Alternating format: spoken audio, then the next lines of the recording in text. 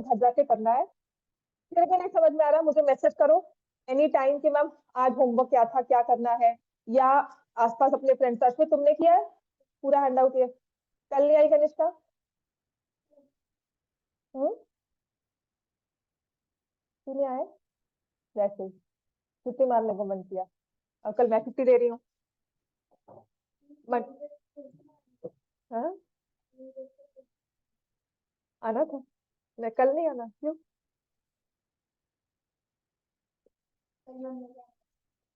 Good. ऐसा है ना, कल मेरे बच्चे का भी वो है, फंक्शन है, annual function. I know I don't want to miss it, I can miss it of course, but why to miss it, साल में एक बार तो फंक्शन होना है। ठीक है, चलो। क्लासेस तो मैं आपकी पूरी साल लेती हूँ, है ना। उसके बाद संडे को आपकी क्लास होगी, संडे को मैं आपको सरफेस एरिया वॉल्यूम, ये आपका टेस्ट है। संडे को क्यों नहीं आना? तुमने कुछ काफी अच्छा काम किया हुआ है इसमें, काफी कुछ सही किया हुआ है। See the way she is written, price of manual, price of notebook, presentation जो है ना इसकी बहुत अच्छी है जब ये काम करती है। ठीक है, वो चीज ठीक लिखना सिखा दे। फिर नीचे देखो coefficient of x raise to power 6 पूरा लिखा हुआ है अच्छे से। इसमें पता क्या है, what is it in a paper, it's very easy to read, it's very easy to understand, it's very easy to check. उसका पेपर जो सॉल्व किया होता है ना वो बहुत इजीली चेक होने वाला होता है, हॉच पॉच कम होता है। तो जितना पेपर ना आप अपने हिसाब से नहीं करते हो, आप अपने टीचर के हिसाब से करो। तो उसको चेक करना, आपका आंसर पिन पॉइंट हो। तो there are students who will underline it, who will square write it in square box. Teacher को वो चेक करना आसान होता है, वो कहाँ उसको ढूंढना पड़े। और बोर्ड्स में क्या होगा, टीचर के पास टाइम नहीं होता, उनके पास टारगेट होता है कि 100 पेपर चेक करने हैं आज के, है ना। तो जहां उन्हें ढूंढना पड़ेगा वो सीधा क्रॉस करेंगे। तो कटिंग कम से कम, ठीक है। तो आ जाओ अब इस क्वेश्चन पर। कटिंग कम से कम करनी है, और जो आंसर होता है ना बिल्कुल क्लियर लिखो। अगर कटिंग हो भी गई है और आपको लग रहा है बहुत एक्स्ट्रा हो गई है, तो पूरी चीज को कट करके उस चीज को दोबारा से सॉल्व कर। नहीं, ये आपको टेस्ट रिविजन करवा रही हूँ, कल काफी करवा दिया था, अभी ये सिर्फ इतना रहता है, इसके बाद मैं सरफेस एरिया वॉल्यूम डिवाइड करवाऊंगी। ठीक है। आपके दिसंबर टेस्ट का रिजल्ट वो आ गया सिलेबस? नहीं, और डेटशीट भी नहीं आई अभी तक। ठीक, चलो। X square minus y square by 9, क्या लगता है इसको क्या फैक्टराइज कैसे करेंगे? एक्स का whole square minus y square by 9 है, वाई बाय 3 का होल स्क्वायर। अब इसमें कौन सा फॉर्मूला लगेगा? A square minus B square is equal to A plus B into A minus B. तो यहाँ पे क्या फॉर्मूला लग जाएगा फिर? X plus Y by 3 into X minus Y. ठीक हो गया, चलो लिखो इसको फटाफट से और नेक्स्ट वाले पे आ जाओ। हम्म, कल ये पूरा हैंड आउट रिवाइज हो गया था, बस यही क्वेश्चन रह गया। और एक ये वाला फैक्टराइज है ना, जो यूजिंग फैक्टर थ्योरम, इसमें प्लस है यहाँ पर, तो सॉल्व हो जाएगा। 13th में it is x cube plus 10x square. मैंने माइनस लिखा था पेपर में, हालांकि जो हैंड आउट दिया उसमें माइनस ही लिखा हुआ है, तो ये बाय मिस्टेक है। तो फैक्टर्स बनते नहीं ना माइनस के साथ, प्लस के साथ बहुत इजीली बन जाते हैं, फिर फैक्टराइज हो जाता है, तो इसको एरर है, इसको ठीक कर लो।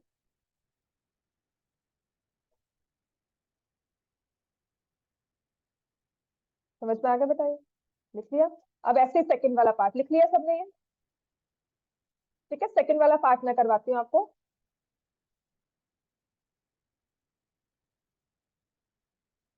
2√2 a³ plus 8 b³ minus 27 c³ plus 18√2 abc।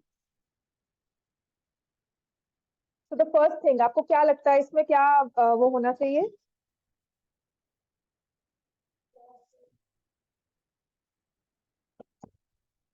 तो व्हाट डू यू फील, यहाँ पर हमें क्या लगता है कि कौन सा फॉर्मूला लगना चाहिए? एक बार खुद से सोचो, देखो हमें नंबर्स पे कंसंट्रेट करना है। 2√2 दिया हुआ है, साथ में a³, फिर दूसरी चीज में साथ में देख रही हूँ वेरिएबल b है, उसका भी क्यूब है, फिर तीसरा आई कैन सी c, उसका भी क्यूब है, तो 3 क्यूब्स है, और तीनों के जो कोएफिशिएंट्स है वो भी क्यूब में है। आप इसका बता सकते हो किसका क्यूब होगा ये? √2 और a तो है ही है, इसका क्यूब हो गया। 8 क्या हो गया? 2b का होल क्यूब। और ये -27 है, तो 27 किसका क्यूब होता है? 3 का। लेकिन माइनस है तो क्या हो गया? अब यहाँ पर ये देखो, जो सारे ये आया ना, ए बी सी तीनों आ गए, मतलब ये तीनों मल्टीप्लाई हुए, है ना? तो क्या ये मेरा फॉर्मूला कुछ जान पहचान वाले तरीके में आ जाता है? हमने इतनी बार फॉर्मूला रट्टे मारे हैं और सीखे हैं, तो क्या बन जाता है ये? x³ y³ z³ -3xyz, जिसको फैक्टराइज आप ऐसे करते हो, ऐसे करते हैं ना?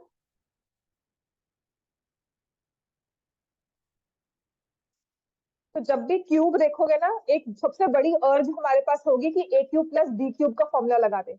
बट सारे नंबर्स चेक करना, नंबर ऑफ टर्म्स चेक करना। जब आपका वो a + b का होल क्यूब होता है ना, तो उसमें ना ये टर्म आती है a²b और ab²। यहाँ पर आपके पास कोई ऐसी टर्म नहीं है, तीनों इकट्ठी है abc। हाँ वो भी है, लेकिन समटाइम्स ये भी वेरिएबल होता नहीं ना, समटाइम्स। ठीक है ना? तो यहाँ पर आपको ये टर्म्स मिलनी चाहिए, आपको वो टर्म नहीं मिल रही, सिर्फ क्यूब मिल रहा है, right? Because sometimes you feel कि एक कॉमन ले लेंगे, इसमें से सी कॉमन लेंगे, उसमें दिमाग लगाते हो लगाओ, बट क्यों नहीं लगेगा वो पता लगना चाहिए। √2a 2b -3c, ठीक है? 2a² + 4b² + 9c², -3 को स्क्वायर करेंगे। अब जब माइनस की टर्म आती है, देखो यहाँ पर अब मैंने -xy करना है। x की जगह क्या लिखना है? √2a। y की जगह क्या लिखना है? 2b। ठीक है ना? माइनस, अब हमने चाहिए yz, y की जगह 2b, z की जगह -3c, है ना? So be careful of the signs. ऐसे ही -√2a -3c।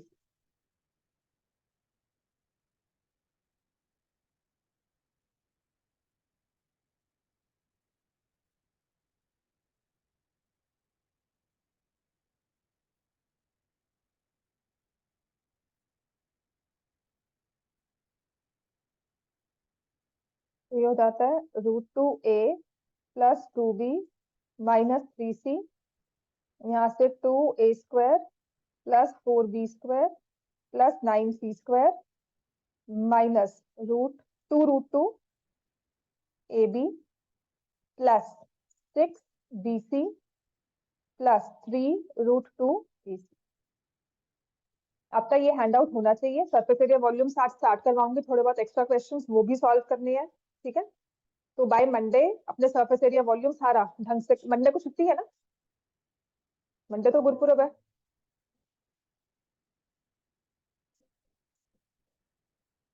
नहीं नहीं नहीं, गुरुपुरब है, यूनिवर्सल मतलब नेशनल हॉलीडे है, स्टेट हॉलीडे भी नहीं है, holiday everywhere through out India. ये हम कुछ देख रहे थे तब मैंने सर्च किया था, इट्स नेशनल हॉलीडे।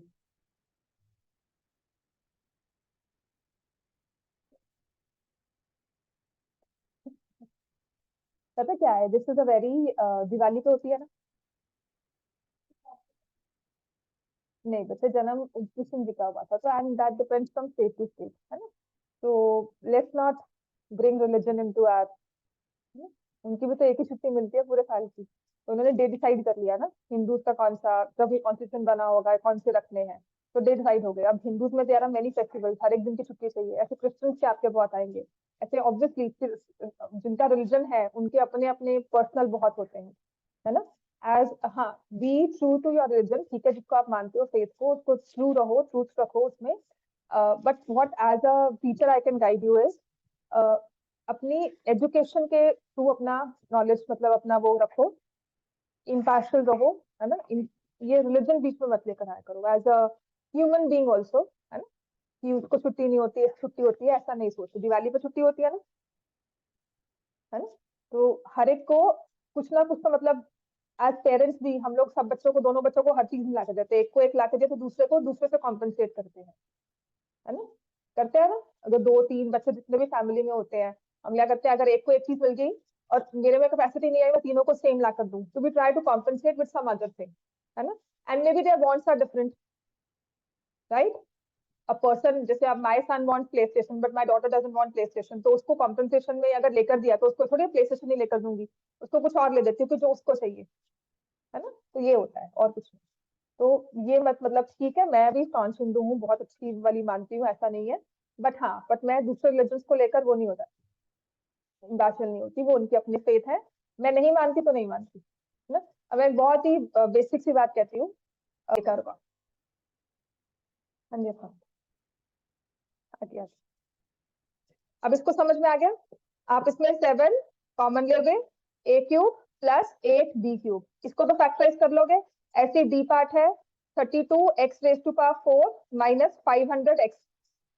इसको समझ नहीं आया था, आपने क्या करना है, 32 और 500 में मैंने क्या कॉमन लिया, 8, 4 कॉमन लिया, 4, हाँ ठीक है। 4x कॉमन ले लिया, तो ये हमारे पास क्या बन जाता है, 8x³ -1। समझ में आ गया। हाँ, नहीं बेटा, इसमें तो कॉमन निकालते रहो ना, दोनों मल्टीपल्स ऑफ 2 है। नहीं, ये कॉमन आ नहीं सकता क्योंकि ये मल्टीपल ऑफ 8 नहीं है। समझ में आ गई, इसको फैक्टराइज करोगे आप, आई जस्ट कमेंट टू। और ऐसे ही ई पार्ट भी आप लोग कर सकते हो। E part is straight away 16x² plus 4y² plus 9z² -16xy -12yz plus 24xz। ये जो क्वेश्चन है ना, ये अब सच में वो वाले क्वेश्चन है तो पेपर में आपके आ सकते हैं बहुत इजीली, स्पेशली द E1 और बी वाला। बी पार्ट जो है ना वो पेपर में आता है, क्योंकि √2 समझना, फिर साइन को समझना।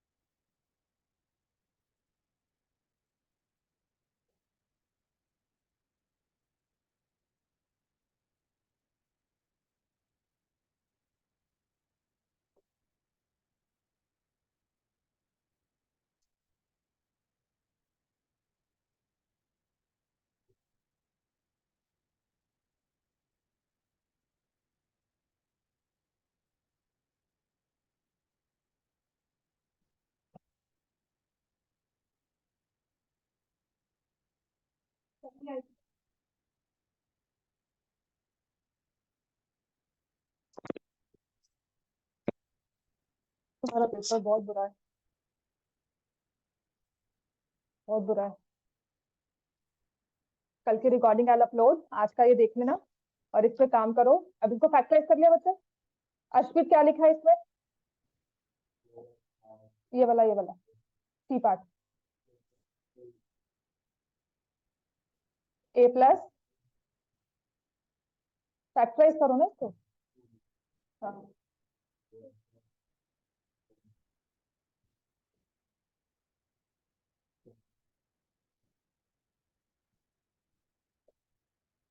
ठीक है ये सबका, ठीक है ना? सी पार्ट है। अब डी पार्ट पे आ जाओ। चल बता कनिष्का क्या लिखा तूने, छोड़ा हुआ था ना ये? हाँ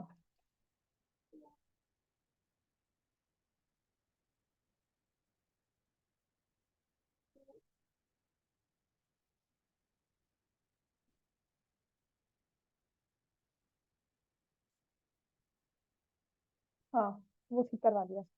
2x - 5 4x² माइनस होगा प्लस 25 प्लस 2 × 5 10x, माइनस में सारे प्लस आते हैं। हो गया ना ये? ठीक है। अच्छा अब मुझे बताओ ये वाला, आप बताओगे बेटा गुन्नू इसका? ठीक है बिल्कुल। हम्म हम्म हाँ, तो इसमें पता क्या होता है, ये फॉर्मूला होता है +2 × 4x × 2y, है ना? लेकिन यहाँ तो माइनस साइन चाहिए, ये तो प्लस का फॉर्मूला है। फॉर्मूला क्या है? a + b + c का होल स्क्वायर। किसके इक्वल है? a² b² c² +2ab +2ac +2bc, यही होता है ना? अब ये तो सारे प्लस में है, लेकिन यहाँ पर भी प्लस में आया ना फॉर्मूला तो, पर यहाँ माइनस में है। इसका मतलब इन तीनों में से कोई एक टर्म है जो माइनस में होगी। वो कौन सी? देखिए एक्स वाई है, यहाँ पे वाई जेड है, दोनों ही टर्म माइनस में है। दोनों में कॉमन क्या है? वाई। इसका मतलब वाई वाली टर्म जो है वो क्या है? माइनस में। तो अगर आप वाई वाली टर्म जो आप फॉर्मूला में लगा रहे हो उसको अगर माइनस में रख दोगे तो आपकी सारी प्रॉब्लम्स ना सॉल्व हो जाएगी, होगी ना? 2 × 4x × साइन वगैरह की। तो ultimately this formula becomes 4x - 2y +3z का होल स्क्वायर। ठीक है। आपकी कल छुट्टी होगी, परसों क्लास होगी और मंडे भी क्लास होगी, पर जब परसों क्लास होगी तो I want this hand out complete, proper solve करके मुझे ये हैंड आउट मैं क्लास में चेक करूंगी आप सबके। टेस्ट मंडे को होगा, ये टेस्ट का रिवीजन हो रहा है, टेस्ट ही है ये वाला हैंड आउट जो है टेस्ट पेपर का। हाँ, दिया तो हैंड में है ना दिया तो पेपर है ना, तो उसे हैंड आउट ही बोल देते हैं। हाँ टेस्ट पेपर, जो ये टेस्ट पेपर है इसको दोबारा से सॉल्व करके मुझे देना है, स्टेप बाय स्टेप हर एक क्वेश्चन लिखने हैं। मंडे को surface area volume.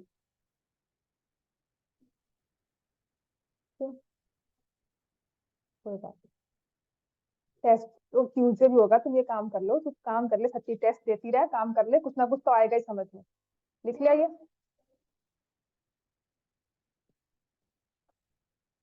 C part में ए कॉमन लिया है ना, 7 कॉमन लिया है, तो फॉर्मूला बन गया AQ + BQ। इसमें हमने 4x कॉमन लिया है। हम्म, और फिर नेक्स्ट साइड लिखो इसको, और इसके बाद एफ पार्ट स्टार्ट कर दो। तो अब तक क्या है, सिर्फ पढ़ने पे ध्यान दो और पढ़ाई करो, बाकी सब मोह माया है आपको। अभी 9th तो फिर आप थोड़ा सा रिलैक्स होके चल रहे हो। पता क्या है, अभी मैं बोलती बहुत हूँ सिर्फ इसलिए कि कुछ को कोई बच्चा सुन ले और कोई समझ जाए कि मैं आपको क्या समझाना चाहती हूँ। Seriously, I was watching this video and this is a very popular teacher, English की है वो, इंग्लिश की SSC की है शायद, हिस्ट्री की। She is a very popular teacher. What did she said, कहते 10th के मार्क्स कभी काम नहीं आते। 10th के मार्क्स कहाँ काम आते हैं? Even if you apply for passport they ask for 10th की मार्कशीट। पासपोर्ट के लिए अप्लाई करते हो, किसी भी जरूरी डॉक्यूमेंट के लिए अप्लाई करते हो, दे आस्क फॉर 10th की marksheet, of course as an age proof. पर आपकी वो 10th की मार्कशीट आपकी पर्सनालिटी का पार्ट बन जाती है। ठीक है, कम नंबर आए होंगे, देने में शर्म आएगी, देने में शर्म आएगी, चाहे अगले को कोई फर्क नहीं पड़ रहा, अंदर से आप हिचकिचाओगे बैठे हुए कि हाँ यार मार्क्स मेरे वो ना देख ले, और इसमें 30 थे इसमें 40 थे, है ना। और वही 70s में मार्क्स को आप दोगे 150 की, वो देखे, हिम्मत मारोगे, मतलब वो उसको दिखाओगे, फ्लॉन्ट करोगे उसको। वो आपके अंदर कॉन्फिडेंस पैदा करता है और कुछ नहीं करता। ठीक है, वो 10th की मार्कशीट, जो 10th के मार्कशीट एक सर्टिफिकेट बनकर आता है, वो सिर्फ एक कॉन्फिडेंस सर्टिफिकेट है। आपको जो कॉन्फिडेंस बिल्डिंग होती है ना, उसको लेकर जाते हो, 11th में अप्लाई करते हो, उसके बाद यूनिवर्सिटीज में देते हो अपनी अपनी मार्कशीट को, तो कॉन्फिडेंस से भर के देते हो। आपकी बात करने का वे, आपके बोलने का वे ही अलग होगा, और वही कहीं कम नंबर आए होंगे, वही बोलने का वे आपका डामाडोल हो जाएगा। यू योरसेल्फ फील इंफीरियरिटी, मतलब खुद को ही लगेगा नहीं यार वो देख ना ले, कोई पूछ ना ले, आप खुद ही डरते हुए जाओगे, सामने वाले से वैसे ही डर जाओगे। आप खुद कॉन्फिडेंस से करके जाओगे तो सामने वाले के साथ इंटरेक्शन अलग होती है। दिस इज व्हाट 10th की मार्कशीट विल डू, और कुछ नहीं मार्क्स करेंगे बस, है ना। वो मार्क्स सिर्फ डोंट मैटर, वो सब जो आती है ना बातें, वो बिल्कुल सही है, वो मैटर नहीं करता, लेकिन कहाँ मैटर करता है, वो थोड़े टाइम के लिए पर्सनैलिटी का हिस्सा बनकर, है ना। कोई अगर मुझसे मेरे 10th के मार्क्स पूछे ना, तो मैं बताती तो हूँ, तो मैं साथ साथ एक्सप्लेन भी करूंगी कि मेरे ये कम थे, वो कम थे, ऐसा हुआ था वैसा हुआ था। कोई 12th के पूछे तो मैं फटाफट से दिखा देती हूँ। बात समझ में आई, राइट। नहीं, 11th में ही पढ़ रही थी, 10th में there were some other factors, मैं इमोशनली स्ट्रांग नहीं थी, तो मैं ढंग से नहीं पढ़ रही थी, मैं भी डायरेक्शन के साथ नहीं पढ़ी थी, बट 11th 12th में मैं बहुत स्ट्रक्चर वे में पढ़ी थी। ठीक है ना, और पता था क्या पढ़ रही हूँ क्या नहीं पढ़ रही हूँ। 10th में सब बिखरा हुआ था, हॉच पॉच था सब, तो उसको करने में 93 आए थे मेरे 12th में ओवरऑल। ठीक है, परसेंटेज वाइज, और 10th में हाईएस्ट ही 90% गए थे, and I scored I think 86 था, 87 या 87.6 कुछ ऐसा था, हाँ ओवरऑल। तब परसेंटेज इतनी हाई जाती भी नहीं थी 10th की, मतलब 10th में 90 से अब आना तो बहुत बड़ी बात होती थी, उस टाइम की बात कर रही हूँ। तो 90.4 हाईएस्ट गए थे स्कूल में, आई रिमेम्बर। ठीक है ना, और मेरे शायद 87.6 थे, ऐसा कुछ था, मुझे अभी इसका एग्जैक्ट याद भी नहीं है। ठीक है, हाँ मैथ्स में मैंने अच्छा स्कोर किया था, मेरे दोनों टाइम लैंग्वेजेस में मार्क्स नहीं आए थे, पता नहीं क्यों। मैं आज तक सोचती हूँ, और हालांकि मेरी लैंग्वेजेस बहुत स्ट्रांग थी, वोकैबुलरी और लिखना भी, एक्सप्रेशन भी, एवरीथिंग वाज वेरी स्ट्रांग, तो मेरी लैंग्वेज में दोनों ही टाइम मार्क्स में आए थे, 9th में 10th में भी और 12th में। ठीक है ना।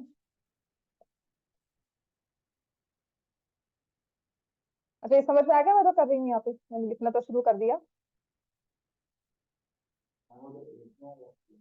हाँ बिल्कुल।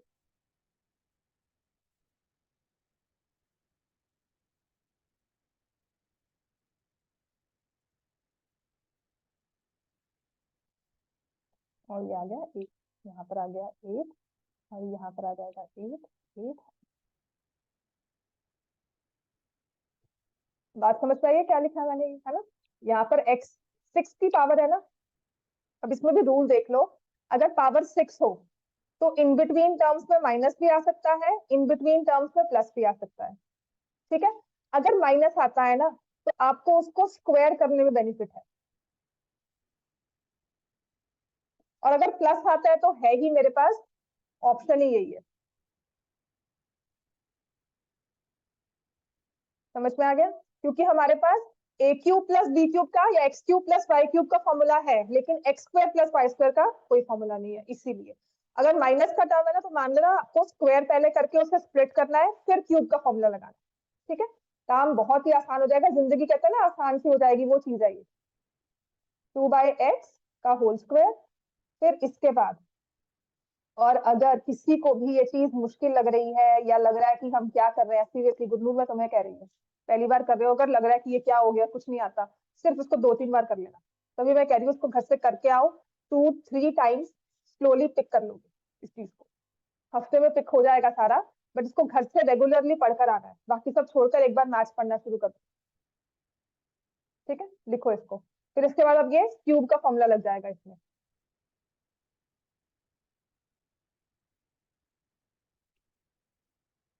अब ये बहुत कम चांसेस है ये वाला क्वेश्चन आए, इसमें पता कैसे वाले क्वेश्चन आ सकते हैं, अगर आपने किया होगा x raise to power 8 minus y raise to power 8, ये तो आता है, ये मुझे बड़ा अच्छा लगता है क्वेश्चन ये वाला।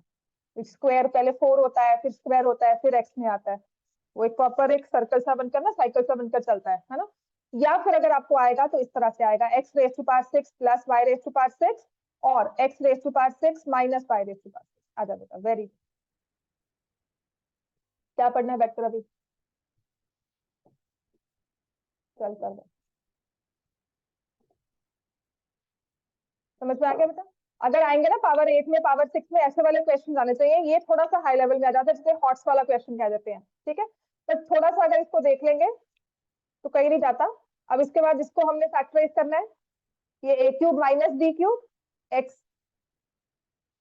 X by 2 minus 2 by x, x square by 4 plus x by 2 into 2 by x plus 2 by X का होल स्क्वायर, यही होगा ना। अब ऐसे ही जब दूसरी वाली टर्म है, x by 2 plus 2 by x, x square by 4 plus x by 2 into 2 by x, plus आएगा बीच में, यहाँ पर क्या आना चाहिए, माइनस। समझ में आ गया ना? ये बना ए क्यूब माइनस बी क्यूब और ये बना ए क्यूब प्लस बी क्यूब। जो तेरे एरियाज में इतना बुरा हाल है, आई रिमेम्बर लास्ट मैंने सितंबर में एरियाज का टेस्ट लिया था ना आखिरी, जिसमें तेरे बड़े अच्छे मार्क्स आए थे, उसमें अच्छे मार्क्स आए थे। वो रेगुलरली आके आप पढ़ रही थी, आए थे ना मार्क्स, है ना। स्ट्रेस आउट ज्यादा हो जाती है क्या गलती करते हुए, टेस्ट करते हुए, या घबरा जाते हो? पता नहीं, घबराहट भी नहीं होती। ठीक, रेगुलर प्रैक्टिस कर ले, कुछ मत कर, रेगुलर प्रैक्टिस कर। रेगुलर तुम प्रैक्टिस नहीं कर रही हो, फिर वो ध्यान हट जाता है ना जब रेगुलर ना हटो, तो क्या होता है कि गलतियां होनी शुरू हो जाती है। आपकी स्टेज हुआ है कि गलती होगी तो पता नहीं चला गलती हुई है, मेरी स्टेज हुआ है कि गलती हुई तो मैं समझ लेती हूँ कि गलती हुई है, ठीक है।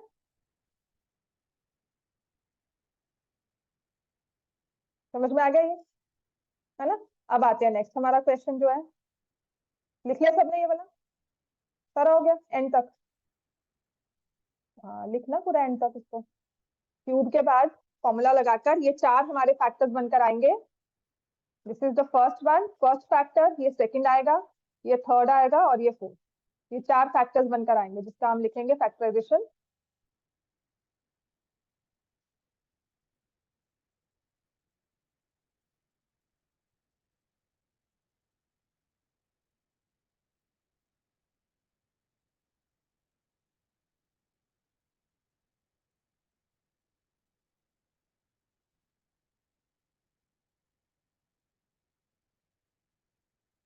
ठीक है बेटा, है ना। चलो अब मैं आपको वो भी करवाई देती हूँ, बोला है तो ये वाला लिखो, x raise to power 8 minus y raise to power 8, इसको फैक्टराइज करो।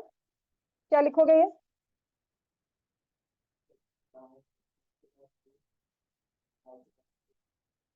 का होल स्क्वायर, है ना।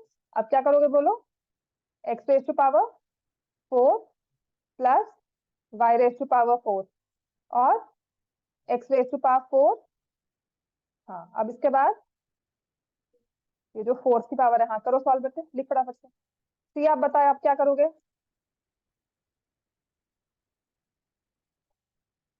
हाँ करो, क्या बनेगा इसमें?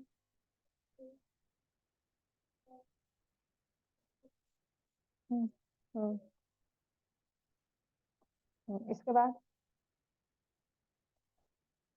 हाँ इसके बाद अब बता।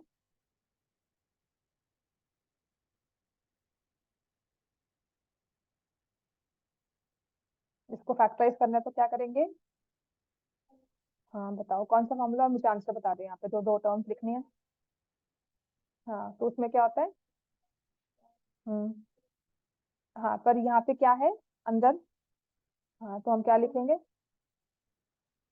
हाँ बिल्कुल, ठीक है। अब इसके बाद,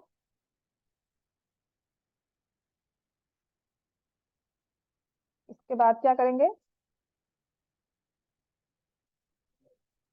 ये वाली टर्म, क्या करेंगे इसका? हम्म हाँ, अब दो चीजें ध्यान रखने वाली है कि सिर्फ माइनस की टर्म में फॉर्मूला लगता है, प्लस की टर्म में नहीं, है ना। दूसरी चीज, मैंने कभी कभी क्या होता है, I have seen sometimes in papers, हम ये स्क्वायर को तो सॉल्व करते जाते हैं, बाकी टर्म्स को भूल देते हैं, लिखते नहीं दोबारा। देखो मैंने सारी टर्म्स लिखी है ना, मैंने आपको यहाँ पे स्क्वायर कहा, मैंने फिर से नेक्स्ट स्टेप में ये लिखने के बाद आपको कहा ना फैक्टराइज करो। समझ में आया? तो क्या होता है कि आप इस टर्म को भूल जाते हो, इसी को बस इसी पे लिख के इसको आ जाएगा फैक्टराइज करते रहते हो, वो भी मत करना, वो भी गलत हो जाता है। तो this is your final answer. ऐसे अब आपको करना है x raise to power 6 minus y raise. ये एक्सट्रीम केस है अगर ये question x raise to power 6 वाला आता है, and you never know.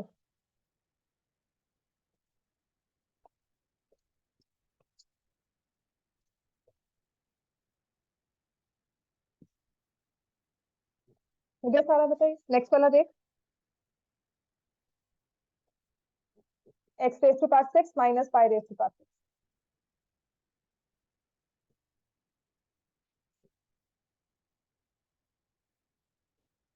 Cube का स्क्वायर लिखे या स्क्वायर का क्यूब लिखो? क्यूब का स्क्वायर, ये तो क्लियर है ना। अब इसको आगे फैक्टराइज करेंगे तो अर्शमीत क्या आएगा? बिल्कुल ठीक है, एक्स क्यूब प्लस 1 दिया। इसके बाद X cube minus Y cube की आइडेंटिटी क्या होगी?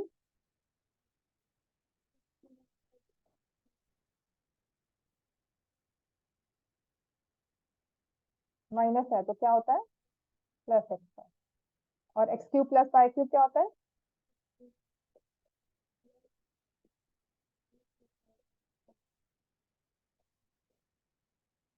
अब ऐसे ही जो नेक्स्ट करना है वो होगा x raise to power 6 plus y raise to. तीनों में डिफरेंस तो मैं एक्सरसाइज साथ साथ करवाती हूँ, ये भी साथ में सॉल्व होने चाहिए क्वेश्चन। ठीक है।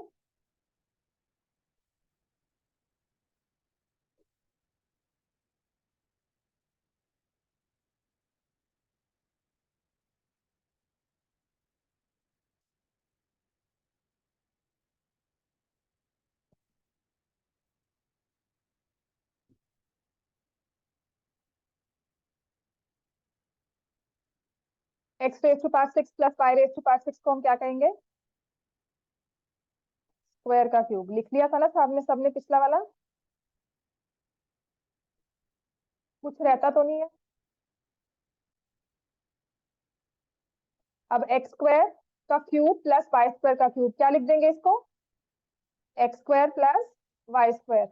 उसके बाद एक्स स्क्वायर का स्क्वायर प्लस वाई स्क्वायर का स्क्वायर माइनस एक्स स्क्वायर।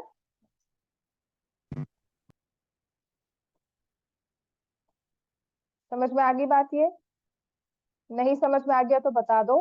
ये फॉर्मूला कैसे अप्लाई हुआ? अगर आपके पास होता है A cube plus B cube तो आप क्या करते हो? A plus B, A square minus A B plus B square. अब ए की जगह आपके पास क्या है? X square. बी की जगह आपके पास क्या है? Y square. तो जहां ए है वहां मैंने लिख दिया एक्स स्क्वायर, मतलब ए की जगह मैंने बिठा दिया एक्स स्क्वायर, ये बी की जगह मैंने बिठा दिया वाई स्क्वायर। अब वो कहता है ए का स्क्वायर करो, ए अपने आप में एक्स स्क्वायर है, उसका फर्दर स्क्वायर करना है। ये कहता है बी का स्क्वायर करो, बी वाई स्क्वायर है, उसको फर्दर स्क्वायर करना है। ए बी का मतलब है एक्स स्क्वायर और वाई स्क्वायर। समझ में आ गया? अब आ जाते हैं जी एच एंड आई। इसके बाद क्वेश्चन 14 करवाना है, जीरो एंड डिग्री।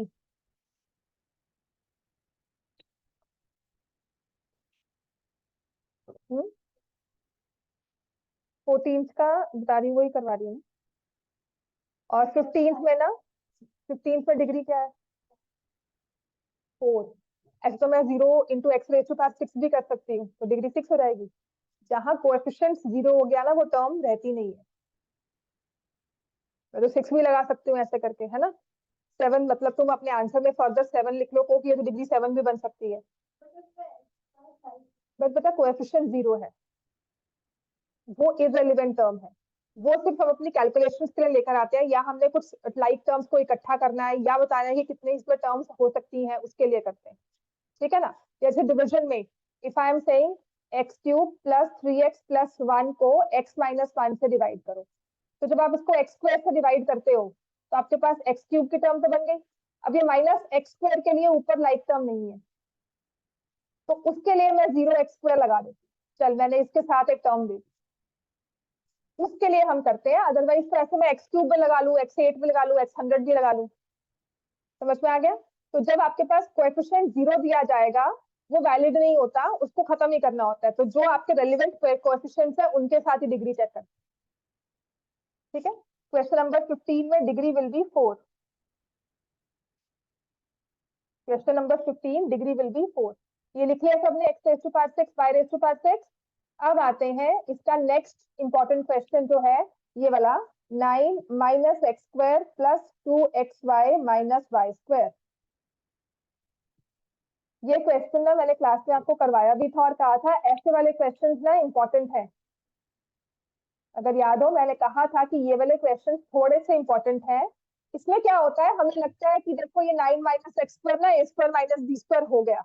ऐसा नहीं होगा क्योंकि बाकी दो टर्म्स ना आपको 9 minus x 3 minus x 3 plus x की फॉर्म में नहीं मिलती कि ओवरऑल कुछ कॉमन निकालो। और ऐसा नहीं होगा कि इसको अलग से फैक्टराइज किया, इसको अलग से फैक्टराइज किया और छोड़ दिया। It has to be final, सभी को प्रोडक्ट में आना है। जो आपको ये प्लस माइनस का नंबर दिख रहे हैं ना, ये सब प्रोडक्ट में आ जाएंगे कि 3 टर्म्स 4 टर्म्स 2 टर्म्स उन सबको मल्टीप्लाई करके आंसर लिख रहे हैं। समझ में आ गई बात ये? तो उसके लिए हम क्या करेंगे, I can see that I can not combine 2 terms, और तब कोशिश करना कि जो 3 टर्म्स है ना वो कंबाइन हो जाए। ठीक है, मैंने यहाँ से माइनस कॉमन लिया, ब्रैकेट में आ जाएगा x square minus 2xy plus y square. समझ में आया? ब्रैकेट में माइनस कॉमन लिया, सबके साइन चेंज। अब बताओ x square minus 2xy plus y square क्या बन जाता है? एक्स, हाँ बस ये ध्यान रखना, एक्स माइनस वाई का होल स्क्वायर। अब क्या लगता है कि ये किस फॉर्म में आ रहा है? 9 क्या है? 3 का whole square minus x minus y का होल स्क्वायर, है ना? अब ये किस फॉर्म में आ गया? मतलब अब मेरे दिमाग में जो फॉर्मूला चल रहा है वो क्या है? ए स्क्वायर माइनस बी स्क्वायर, जिसको हम क्या लिखते हैं? ए माइनस बी। ठीक है, ए की जगह आप क्या लिखना चाहोगे? 3। बी की जगह क्या लिखोगे? हाँ, अब देखो इसको फैक्टराइज करने में ना साइन में बहुत बड़ी गलती होती है। पहले बीच में प्लस है ना, ए की जगह लिखा 3 और बी की जगह लगा एक्स माइनस वाई, बीच में प्लस है। ये प्लस साइन आगे वाली टर्म्स को कुछ नहीं करता, एज इट इज रखते हैं। फिर हमने a माइनस बी लिखना था, a की जगह क्या लिखूंगी? 3, b की जगह क्या लिखूंगी? x minus y. पर ये माइनस है, तो जब ये माइनस होता है बाकी सभी टर्म्स के साइन क्या होते हैं? उसके बाद वाली सभी टर्म्स के साइन चेंज। ठीक है, this is the two factors. अब देखो था तो ये हमारे पास प्रोडक्ट, ये देखो ना 9 minus x square plus 2xy minus y square, कहते किन दो नंबर्स को मल्टीप्लाई करके आएगा? तो आपने बता दिया कि इन दो नंबर्स को मल्टीप्लाई करके आपके पास ये आंसर आएगा। This is what is meant by factorisation. उसमें ये नहीं कि हमने दो टर्म्स को फैक्टराइज किया, बाकी दो को फैक्टराइज किया, टोटल को हमने कहा कि किन दो नंबर्स का प्रोडक्ट बन सकता है, 2 या 3 मैक्सिमम। आपको 4 वाला तो है ही नहीं है। समझ में आ गई बात? ये समझ में आया ना? फैक्टराइजेशन कहती क्या है कि अल्टीमेटली आपको उसे प्रोडक्ट लिखना है ऐसे नंबर्स का जिनको आप फर्दर फैक्टराइज नहीं कर सकते। मतलब ये आपका कॉम्पोजिट नंबर है और ये आपके प्राइम नंबर्स है। ठीक है ना? फॉर एग्जाम्पल अगर मैंने आपको नंबर दिया 10, तो इसकी फैक्टराइजेशन क्या है? 2 इंटू 5। 2 भी प्राइम है, 5 भी प्राइम है। तो मैंने 10 को फैक्टराइज किया है। मैंने ये नहीं कहा कि 3 प्लस 7 लिखा, ये 1 इंटू 3 है और ये 1 इंटू 7 है, ये इसकी फैक्टराइजेशन होगी। समझ में आया? आप क्या करते हो, आपने जब इसको सॉल्व किया फिर इसमें से y कॉमन लिया, आप कुछ इस तरह से देख रहे हो कि 3 प्लस 7 की फॉर्म में लिखा हुआ है। पर मैं देख रही हूँ कि 10 है, 10 को 2 इंटू 5 लिखो। बात समझ में आ गई? क्वेश्चन कह रहा है 2 इंटू 5 की फॉर्म में लिखो, आप उसे 3 प्लस 7 की फॉर्म में लिखकर फैक्टराइज 3 को कर दिया, 5 को कर दिया, चलो 6 प्लस 4 को लिख लिया। आपने क्या किया, इसको लिखा 2 इंटू 3, ये लिखा 2 इंटू 2, या तो फिर कॉमन आ गया 2, है ना? यहाँ पे तो कुछ भी कॉमन आके कुछ भी नहीं बनता, तो आप इस फॉर्म में लिख रहे हो उसको। समझ में आ गया? तो sometimes the product can be written as 6 plus 4, जिसमें से कुछ कॉमन निकला, आपने ओवरऑल कॉमन। अब प्रॉब्लम क्या होती है, नंबर्स में देखना आसान है ना? अब यही एक्स और वाई में देखना बहुत मुश्किल है। तभी मैथ्स मुश्किल है, तभी अलजेब्रा भी मुश्किल होता है, बिकॉज एक्स और वाई समझ नहीं आते हैं, नंबर समझ में आते हैं। अब यहाँ पर आपने इसे लिखा 2 इंटू 3 और इसे लिखा 2 इंटू 2, फिर आपने कहा ये 2 और 2 कॉमन आ जाएगा, 2 कॉमन ले लिया, यहाँ क्या बचा? 3, और यहाँ क्या बचा? जो, बन गया ना 2 इंटू 5, ये तो फैक्टराइज हो गया। ठीक है, तो मैं क्या कर रही हूँ, उसको 6+4 की फॉर्मेट में लिखने की कोशिश कर रही हूँ। आप कह रहे हो 3+7 में लिखे, आपने इसे लिखा 1 into 3 प्लस 1 into 7, तो आपने 1 कॉमन लिया, फिर भी क्या आया, जो था वही बन गया, दोबारा से अटक गए वहीं पर, हम बार बार यहीं पे चलते रहेंगे। बात समझ में आ गई कि क्यों हम ये लिखेंगे, ये नहीं लिखेंगे, तो क्यों हम इसको 9 माइनस एक्स स्क्वायर का फॉर्मूला नहीं लगाएंगे और इन तीन टर्म्स को कंबाइन करेंगे। बात समझ में आ गई ना ये, अब ठीक है। अब आए नेक्स्ट वाले क्वेश्चन पर, इसके लिख लिया तो सबने ये। अब ये नेक्स्ट है हमारे पास factorization X square plus 5x minus 6।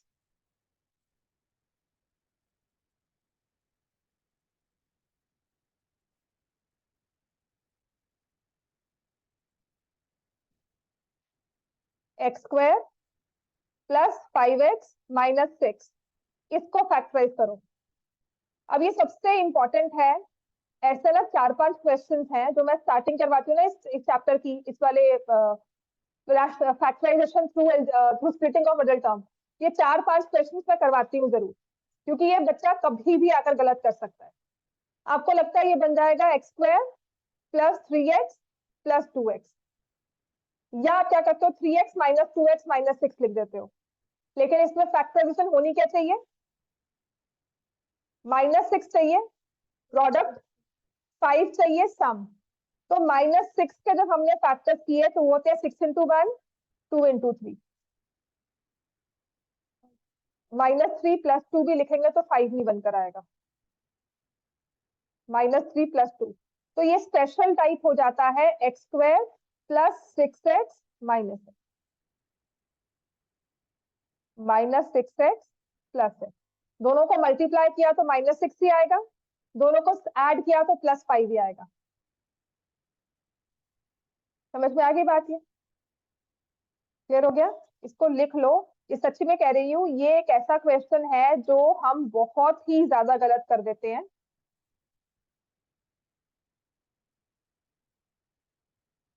तो जो मैंने आपको इसका हैंडआउट भी दिया होगा ना, उसके फर्स्ट फ्यू क्वेश्चन यही होते हैं, इसके स्प्लिटिंग वाले के क्वेश्चंस जो होते हैं ना, वो यही होते हैं मैं जो देती हूँ।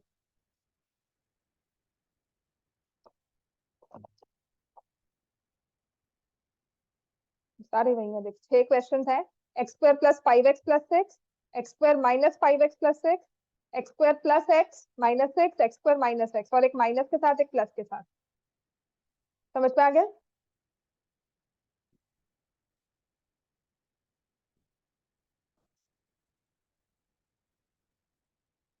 ठीक है ना।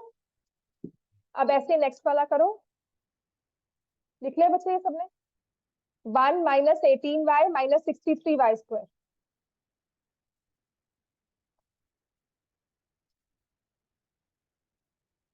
1 minus 18y minus 63y square,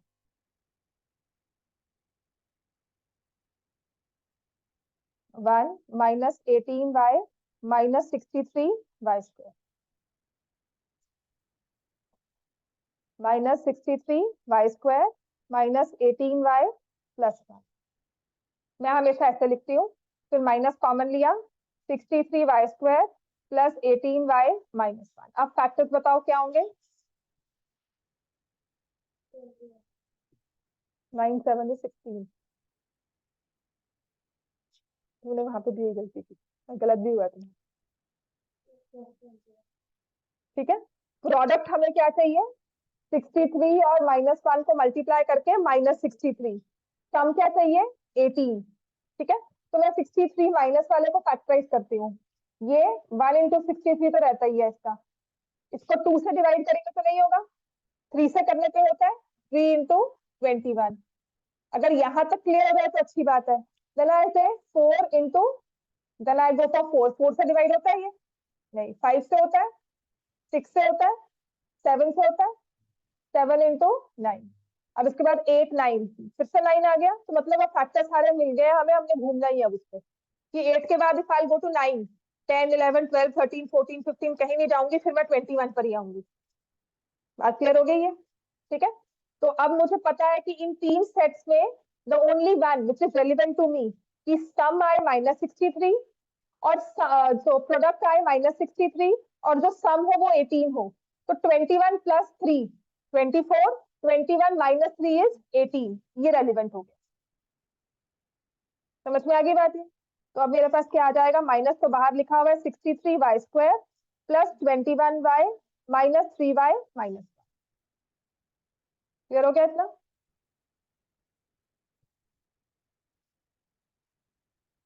ये इंपॉर्टेंट में मार्क कर लेना, ये चांसेस होते हैं ये आ जाता है 21y - 1 इंटू 3y - 1, ठीक है ना?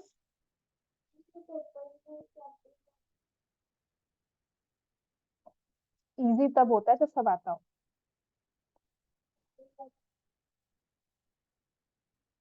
इजी ओवरऑल होता है, पर एक दो क्वेश्चन होते हैं जो आपको लगता है कि नहीं किए हुए या डिफिकल्ट है। डिफिकल्ट पेपर वो होता है जो ओवरऑल डिफिकल्ट हो, कि आधा पेपर है जो डिफिकल्ट है, वो डिफिकल्ट लेवल पे लाएंगे। लेकिन सारा इजी है, लेकिन एक दो क्वेश्चन आपके घूमने वाले होंगे ही। फिर पेपर बैलेंस्ड होता है, इजी डिफिकल्ट नहीं होता। ठीक है, डिफिकल्ट ये होता है कि जो भी बाहर आकर का डिफिकल्ट है ना? इजी वो होता है कि सारे आकर के इजी है, मैक्सिमम जनता के बाहर के इजी है, वो पेपर इजी होगा। अगर हम कहें कि एक केवीएम का बैलेंस पेपर होता है, मैं इजी नहीं कहूंगी, वो पेपर बहुत क्लोज होता है बोर्ड के पेपर। इजी इसलिए लगता है क्योंकि बोर्ड इतना मुश्किल नहीं आता। 10th करोगे ना, बोर्ड के पेपर उठाकर देखना, बोर्ड के पेपर में एक दो क्वेश्चन होते हैं वो 1 मार्क 2 मार्क वाले जो घूमने वाले होते हैं, वरना बहुत ही जनरल पेपर और बहुत ही मतलब ध्यान देने वाली बात है। 100 स्कोर करना है ना अगर किसी ने, तो वो बहुत ध्यान से पेपर करेगा, उसने ना ट्विस्ट भी सोचा होगा, सब कुछ सोचा होगा। और जो 95 वाले बच्चे होते हैं, मतलब उनको मैथ्स आ भी है, इजी भी है, मैथ्स आता भी है, पर वो ट्विस्ट में फंस गए, उसके दो तीन ट्विस्ट में फंस गए, 97, 98, 99 वाले बच्चे। ठीक है, थोड़ा प्लस माइनस में फंस गए, वो गलती हो गई बस कैलकुलेशन में, वो होंगे। हाँ हाँ, पर अलग तरह का, नहीं इससे कम है। ठीक है, 10th के सिलेबस में और 9th में पता क्या फर्क है? 10th में 9th में कोई लिमिट नहीं है सिलेबस में, एक चैप्टर दे दिया वो एंडलेस हो जाता है। सरफेस एरिया भी एंडलेस है, वो तो 9th 10th में भी है। ठीक है, बट समझ में आ जाए तो सरफेस एरिया तो समझ में आ जाए तो सारा आप कर लेते हो। बट कुछ कुछ चैप्टर्स में पॉलिनॉमियल का एंड नहीं है, कोई भी जितना मर्जी कर ही जाओ उसको, कुछ ना कुछ नया क्वेश्चन आ जाएगा। ठीक है, लेकिन 10th में पॉलिनॉमियल्स का एंड है। अगर मैं आपको 70 क्वेश्चन दूंगी ना, आप अगर 70 प्रैक्टिस कर लो, मास्टर हो फिर आप। आपको कोई भी क्वेश्चन उसके जैसा मिलेगा वैसा ही मिलेगा, और अगर कर लोगे तो आप कुछ भी टैकल कर सकते हो फिर। समझ में आ गई बात? ये है बस, इसमें ये होता है कि इसमें करने के बाद अच्छा ये गलती रह गई, ये माइनस लेना था यहाँ पे प्लस ले लिया, जैसे ये वाला क्वेश्चन ही आ गया, इसमें प्लस लेना था जी माइनस क्यों ले लिया, वो सब चीजें सोचने वाली बहुत हो जाती है। अब आते हैं, ये भी बहुत जरूरी है, constant polynomial and zero polynomial. Constant polynomial होता है p of x is equal to some number. तेरा फेवरेट नंबर कौन सा बता? ये है कांस्टेंट। जीरो है कि कोई भी फेवरेट नंबर हो, यहाँ पे लिखना मैंने जीरो। ठीक है, अब आते हैं इसकी डिग्री और इसकी जीरो पर। डिग्री क्या होती है? डिग्री होती है कि इसके साथ कोई वेरिएबल लगाओ उसकी पावर। अब इसके साथ कोई वेरिएबल है नहीं, मैंने x लिखा, तो what should be the power of x? Zero. तो डिग्री इज जीरो। जीरो मतलब क्या है? If I put any x का नंबर, ये कभी भी जीरो नहीं बन सकता।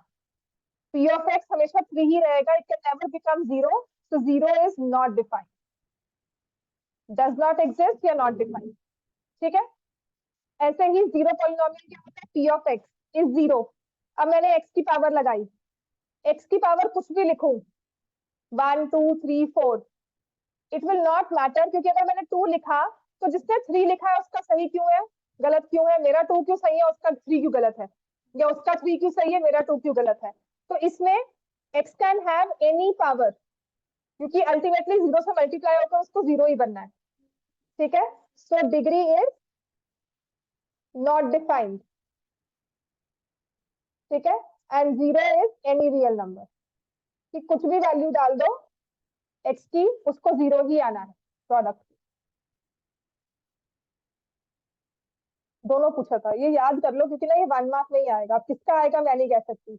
मैं आपको जीरो करवाऊंगा, कांस्टेंट दे दो, ये चीज याद कर लो, चाहे बुक में लिख लो, जहां पर भी आप अपनी बुक ओपन करते हो वहां लिख लो, constant polynomial degree is zero, zero is not defined, zero polynomial degree is not defined, zero any real number. Constant polynomial कौन सा हुआ, p of x 3 is equal to 3, any number जो भी अपना फेवरेट नंबर है वहां लिख लो, ठीक है। और जीरो पॉलिनोमियल में कुछ भी हो, p of x is zero, आपने वो लिखा है। समझ में आ गई? ये चीज रट्टा मारने वाला ही है, समझाकर इसलिए कहती हूँ कि वहां पर थोड़ा याद करना, रिकॉल करना इजी हो जाएगा।